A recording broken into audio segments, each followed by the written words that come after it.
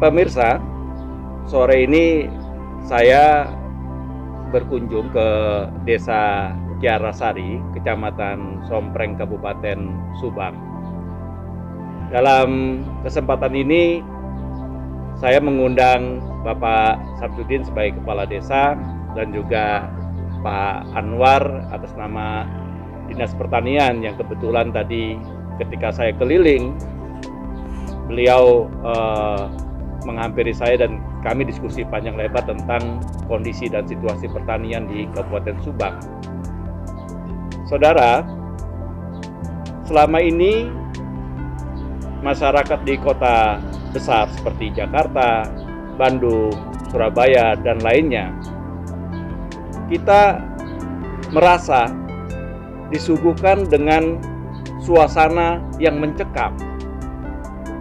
Terlebih lagi ketika pemberlakuan PSBB, pembatasan sosial berskala besar, seolah-olah kita dihadapkan pada situasi yang serba tidak pasti, tanpa harapan, dan kita tidak tahu harus berbuat apa dan bagaimana nasib masyarakat, nasib bangsa ini ketika berhadapan dengan pandemi COVID-19.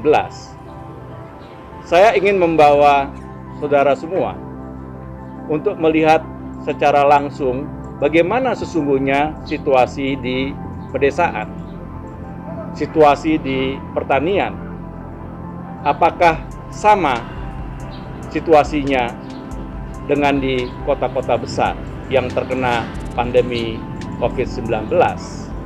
Ternyata, saudara, dari kunjungan saya ke keliling di Kabupaten Subang ini, situasi tidak semencekam sebagaimana yang ada di kota-kota besar. Mereka tetap berjalan hidup normal, situasi juga tidak terlalu menegangkan, para petani juga tetap bekerja di sawah. Bahkan di Subang ini mereka sudah masuk kepada panen raya, dan juga kehidupan ekonomi di desa ini juga tampaknya tidak terlalu banyak berpengaruh terhadap pandemi COVID-19 dalam arti secara ekonomi. Karena itu saya ingin mengajak saudara semua untuk wawancara dengan Kepala Desa Kiarasari, Kecamatan Sompreng, Pak Samsudin. Selamat sore. Selamat sore, Pak.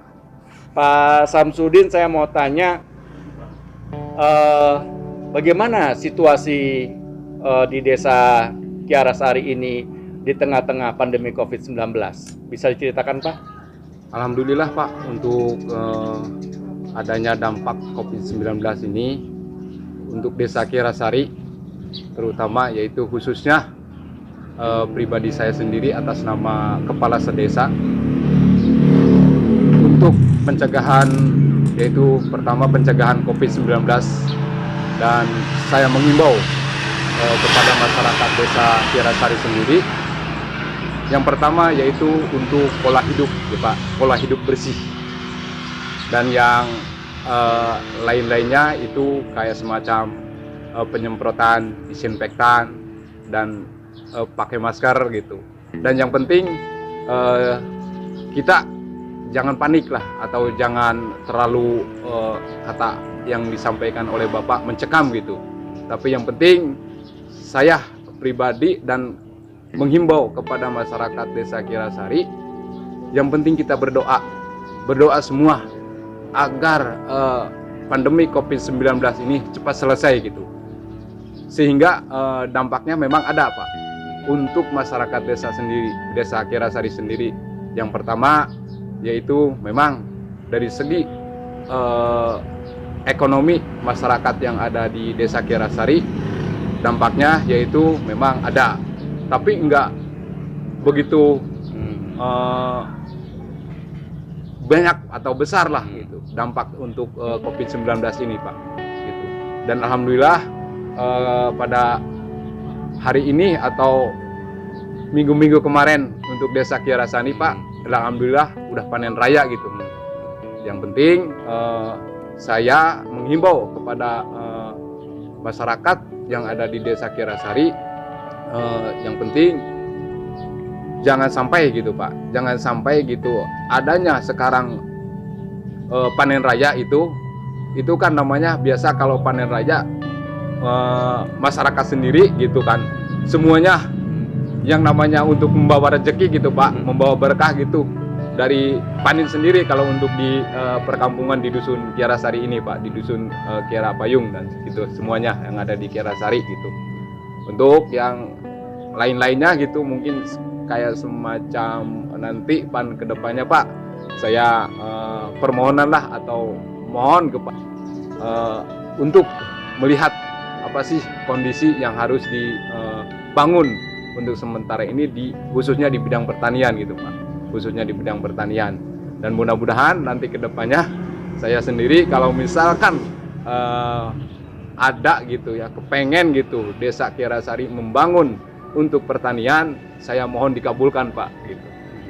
Terkait dengan isu tentang mudik ya Pak, pulang kampung, karena banyak sekali pekerja baik itu di industri atau di sektor jasa terkena PHK dan mereka tidak lagi mendapat pekerjaan dan juga kehilangan pendapatan. Mereka berbondong-bondong kembali ke desa. Bahkan meskipun presiden atau pemerintah menghimbau untuk tidak kembali dulu ke kampung halaman supaya pencegahan COVID-19 ini efektif, nampaknya masih kurang didengarkan. Nah, bagaimana menurut Pak Kades? Apakah juga di sini situasi tersebut yang pada pulang ke desa cukup banyak? Untuk yang tadi masalah banyak di Desa Kirasari sendiri ya Pak ya, banyak orang yang ada di luar kota atau perantauan. Desa Kirasari juga mengimbau kepada masyarakat yang ada khususnya di Desa Kirasari, mengimbau apabila yang ada di perantauan atau di luar kota untuk jangan mudik. Tapi kayaknya gitu menurut saya pribadi sendiri melihat perekonomian yang kayak dampaknya COVID-19 ini agak ada dampaknya juga. Yang pertama yaitu kepulangan beliau kepada kampungnya masing-masing itu memang banyak sekali Pak gitu. Dan saya dari desa sendiri udah mendata sampai sekarang ada berapa sih, ada berapa orang di Desa Kirasari, termasuk saya melibatkan dengan posko-posko yang ada di Desa Kirasari, pendataan di setiap ada yang mau pulang itu harus lapor dulu atau wajib istilahnya didata oleh pemerintahan desa untuk pencegahan COVID-19 ini Pak. Nah, Pak Kades, ini kan informasinya juga pemerintah pusat telah mempersiapkan dana bantuan terutama untuk padat karya sebesar 110 triliun yang akan juga sebagian disampaikan ke desa-desa. Apa rencana Bapak untuk rencana pengelolaan anggaran ini supaya masyarakat di desa ini juga tidak ada yang tidak dapat pekerjaan dan tidak ada yang kelaparan? Mungkin yang pertama saya melihat dulu dari segi perekonomian yang ada di Desa Kirasari Pak, terutama dari masyarakat sendiri itu. Pertama yaitu melihat dari ada anggaran yang 1 triliun lebih untuk padat karya tunai ya Pak ya, padat karya tunai yang mungkin saya akan realisasikan dan laksanakan apa yang disampaikan oleh pemerintah khususnya kepada bidang pertanian ini Pak gitu. Khususnya kepada bidang pertanian ini saya akan laksanakan dan sampai penyerapan anggaran itu jangan sampai masyarakat di Desa Kirasari sendiri gitu. Ya mungkin itulah kesejahteraan gitu Pak. Kesejahteraan. Jangan sampai dampaknya COVID-19 ini, kita jangan sampai nggak punya kerjaan lah minimal gitu Pak. Artinya rencananya dana padat karya ini akan diarahkan ke pertanian, begitu Pak? Iya betul Pak. Oh, dalam bentuk apa Pak? Bisa digambarkan? Kalau untuk digambarkan bisa sekarang pertanian itu kayak semacam mungkin dari fisik bisa Pak gitu, fisik dari pertanian gitu kan. Kalau misalkan sekarang ada yang mau membangun irigasi atau irigasi ya selain dari padat karya bisa nanti dialokasikan ke sini.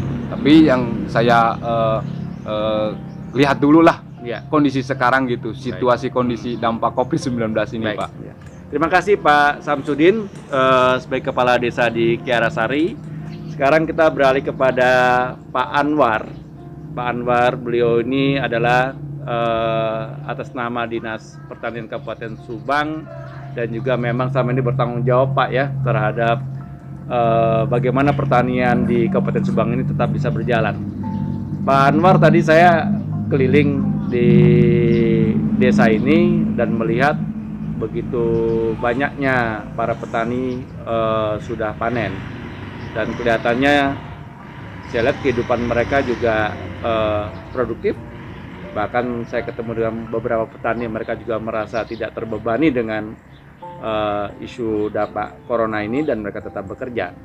Bisa digambarkan bagaimana situasi sekarang di pertanian Subang, Pak? Ya, terima kasih. Syukur alhamdulillah saya ucapkan bahwa di Kabupaten Subang khususnya di bidang pertanian pada bulan ini April mungkin mulai memasuki panen raya. Ada beberapa kecamatan yang sudah mulai memasuki panen raya dan kehidupan petani di Kabupaten Subang tidak banyak terpengaruh oleh COVID-19 karena petani tetap beraktivitas di sawah, apalagi musim panen ini dia sangat bergairah untuk memanen jerih payahnya selama 3 bulan. Tetapi saya harapkan pembelian produk petani itu bisa relatif pantas sehingga ada gairah petani untuk menanam lagi seperti itu Pak. Berapa sekarang harga gabah di petani Pak? Ya, variasi ya. Untuk gabah ketan yang menjadi unggulan di Kabupaten Subang itu harganya sekarang bisa dikatakan turun drastis. Antara harga 4.000 per kilo sampai 4.600. Tetapi untuk produk pangan seperti Ciherang ataupun IR64 itu harganya dari 4.500 sampai 5.200. Itu tergantung dari segi kualitas dan rendemen dari hasil gabah tersebut. Selama ini ada masalah tidak dari sisi penyerapan produk-produk pertanian di sini? Ya, baik. Sebelum COVID-19 ini berdampak ya di kota-kota besar, sebenarnya petani di Kabupaten Subang sangat menikmati sekali bisa supply baik itu beras, sayur-sayuran, palawija ke kota ya, itu baik itu ke Karawang, Bekasi, Jakarta maupun Bogor. Tetapi dengan adanya PSBB ya di kota besar, ini sedikit terpengaruh mengenai distribusi barang pertanian dari desa ke kota, sehingga itu mungkin salah satu penyebab beberapa harga gabah untuk ketan ini turun drastis, yang biasanya di atas 5.000 per kilo sekarang di bawah 5.000 per kilo. Begitupun dengan palawija yang tidak tahan simpan, biasanya langsung ke pasar induk, itu pasar induk Cibitung maupun di Jakarta. Nah, ini sekarang agak kurang bergairah nih kaitan dengan penyerapan. Untuk itu saya sih berharap kepada pemerintah, petani masih bergairah untuk tanam selama ada air. Makanya air juga itu sangat menentukan bagaimana petani bisa tanam. Tetapi di samping air, mari kita beli produk-produk petani gitu, sehingga petani akan semangat lagi untuk bertanam Pak. Sehingga berapapun lama COVID-19 ini menimpa kita sebagai manusia, pangan akan tetap tersedia karena petani kita beri gairah untuk selalu menanam dan menanam, seperti itu. Pak Anwar, apakah selama ini ada kesulitan bagi produk-produk pertanian untuk didistribusi ke kota-kota besar? Selama ini ada dengan dampak COVID-19 dan diberlakukannya PSBB di kota, ini sedikit banyak mengganggu jalur distribusi dari desa ke kota. Artinya dengan situasi yang sepi di kota-kota, pengiriman barang dari desa ke kota itu yang pengantar barang sedikit ada rasa mencekam gitu Pak. Ini aman atau tidak kita membawa barang dari desa ke kota seperti itu? Artinya lebih terkait faktor psikologis ya? Betul, Ketakutan lebih terkait faktor psikologis. Dan kedua, ada beberapa toko dan pasar itu tutup di perkotaan, sehingga yang biasa jadi langganan dari desa ke kota itu tutup, sehingga produk pertanian dengan hukum elastis sempurna, semakin sedikit yang beli itu berarti harga jual akan tertekan seperti itu Pak.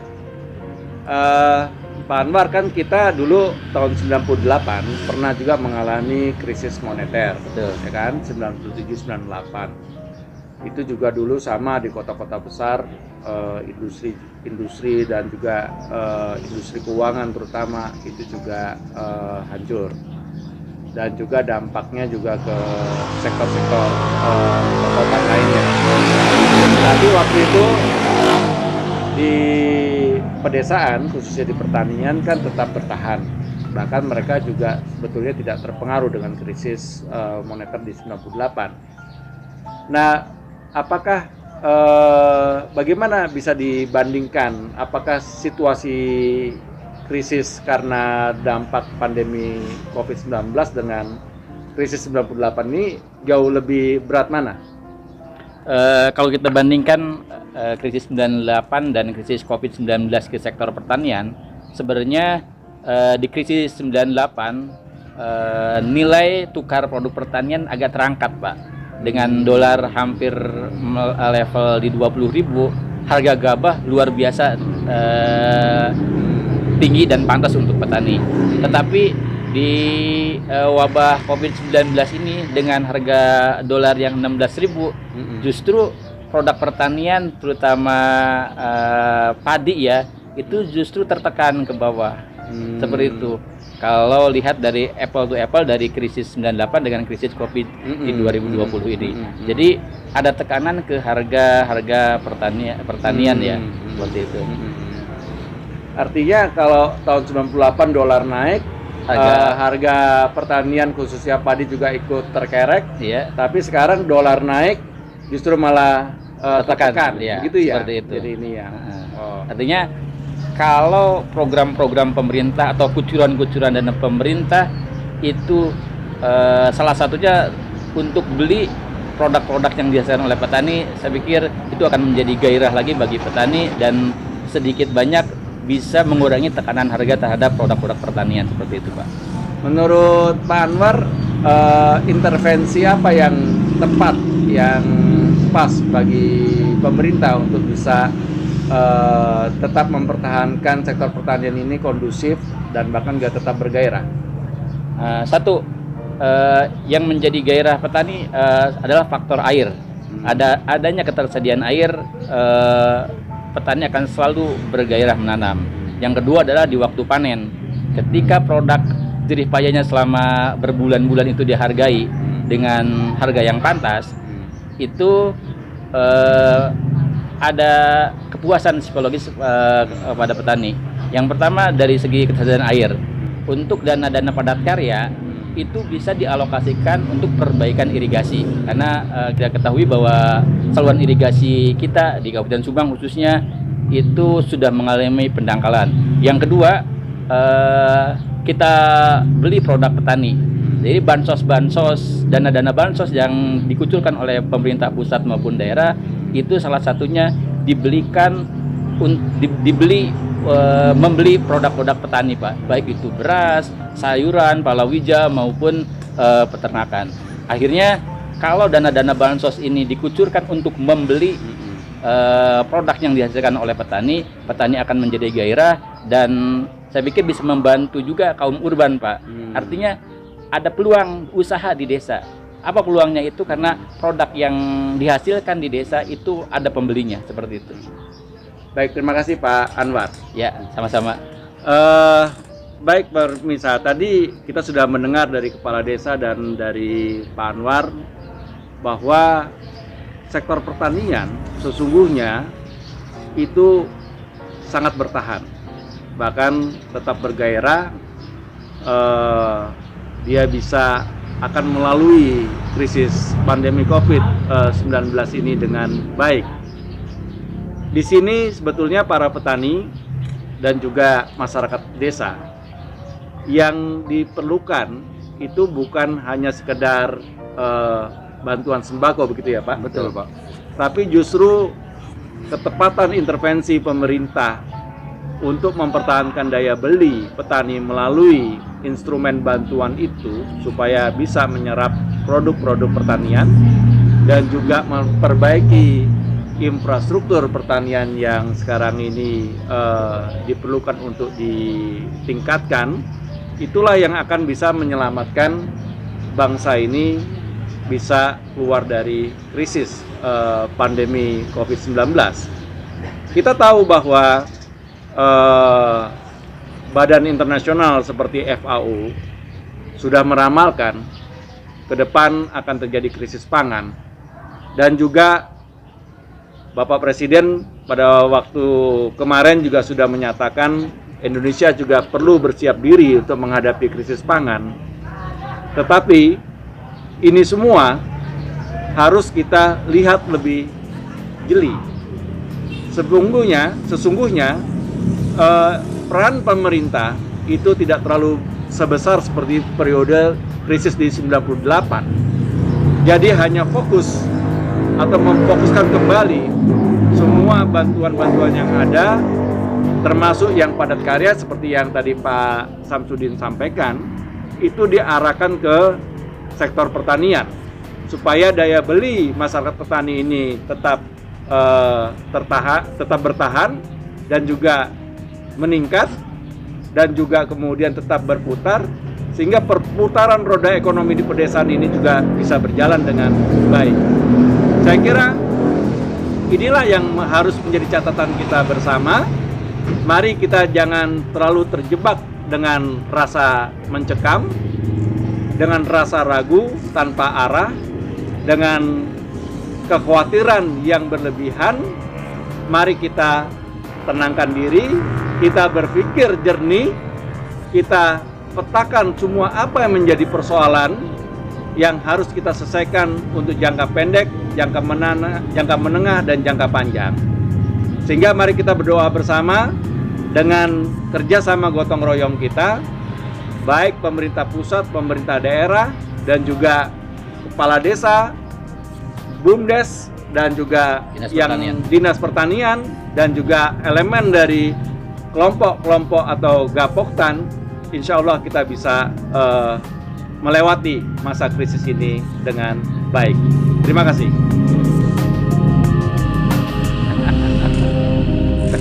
Mantap.